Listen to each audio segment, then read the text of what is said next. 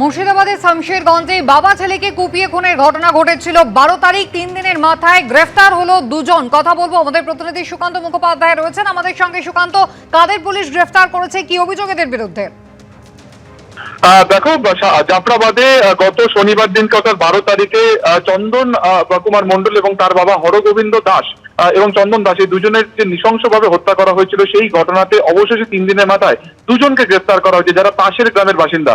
ADG south Bengal Supratim সরকার যেটা জানিয়েছেন যে গতকালকে তারা একটি এসআইটি ইতিমধ্যে ফর্ম করেছেন, অর্থাৎ একটি স্পেশাল ইনভেস্টিগেশন টিম, যারা গতকাল বিভিন্ন জায়গাতে তল্লাশি চালিয়ে বীরভূম থেকে কালু নাদাব বলে এক ব্যক্তিকে গ্রেফতার করা হয়েছে এবং পরবর্তী সময় তাকে জিজ্ঞাসাবাদ করে তার ভাই দিলাবর নাদাবকে গ্রেফতার করা হয়েছে সুতি অঞ্চল থেকে। ক্যান্সারে নেই আর ভয়, NCRI হবে এর জয়। আপনাদের ভরসায় নেতাজি সুভাষচন্দ্র বোস ক্যান্সার হসপিটাল। অর্থাৎ দুজনকে গ্রেফতার করা হয়েছে, দুজনকে আজকে আদালতে তোলা হবে এবং এই দুজনকে জিজ্ঞাসাবাদ করে সেদিনকে সেই হামলার ঘটনাতে যে একেবারে বাড়িতে ঢুকে টেনে হিচড়ে বার করে যে খুন করা হয়েছিল, নেপথ্যে কি কারণ রয়েছে, কেন এইভাবে নৃশংসভাবে হত্যা করা হলো, কারা যুক্ত রয়েছে, তাদের কিন্তু খোঁজ চালানো হচ্ছে এবং এই দুজনকে আজকে আদালতে তোলা হবে। তার পাশাপাশি এডিজি সাউথ বেঙ্গল যেটা জানিয়েছেন যে এই ঘটনাতে আশপাশে যে সমস্ত ফুটেজ রয়েছে সেগুলোকে তারা চেক করে দেখছেন এবং আরো কারা যুক্ত রয়েছেন তাদেরকে এই মুহূর্তে আইডেন্টিফিকেশনের চেষ্টা চালানো হচ্ছে এবং অশান্তির ঘটনাতে এই মুহূর্তে অন্যান্য অশান্তির ঘটনাতে গতকালকে যেটা 200 জন গ্রেফতার ছিল, এখনো পর্যন্ত আরো 23 জন গ্রেফতার হয়ে মোট সংখ্যা হচ্ছে 223 এবং এখনো পর্যন্ত ভুয়ো পোস্ট করা সমাজ মাধ্যমে, যার মাধ্যমে উস্কানি ছড়ানো হয়েছিল, এরকম 1093টি প্রোফাইলকে চেক করা হয়েছে, সেগুলোকে ব্লক করা হয়েছে। হরগোবিন্দ দাস এবং চন্দন দাস, যারা সম্পর্কে বাবা এবং ছেলে, এই মামলার তদন্তে আমরা একটা বিশেষ investigation team, special investigation set গঠন করি। আমরা এলাকা থেকে গত দুদিনে বিস্তারিত সিসিটিভি ফুটেজ আমরা সংগ্রহ করি।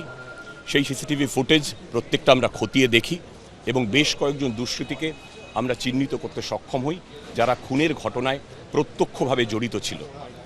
গত রাতভর অভিযান চালিয়ে এদের মধ্যে দুজন দুষ্কৃতীকে আমরা গ্রেফতার করতে পেরেছি, যারা এই খুনের ঘটনার সঙ্গে প্রত্যক্ষভাবে যুক্ত ছিল। যাদের গ্রেফতার করেছি তাদের নাম হলো কালু নাদাব এবং দিলদার নাদাব। এরা সম্পর্কে ভাই। এরা দিগরি এলাকার বাসিন্দা, যেটা জাফরাবাদ সংলগ্ন এলাকা। এই দুজনের মধ্যে কালু নাদাবকে আমরা গ্রেফতার করেছি বীরভূম জেলার মুরারই থানা এলাকা থেকে এবং দিলদার নাদাবকে গ্রেফতার করা হয়েছে সুতি থানার বাংলাদেশ সংলগ্ন সীমান্ত থেকে। সব মিলিয়ে এখনো পর্যন্ত যে ঘটনাগুলো ঘটেছিল সেদিনকে, সব মিলিয়ে এখনো পর্যন্ত গ্রেফতারির সংখ্যা 221।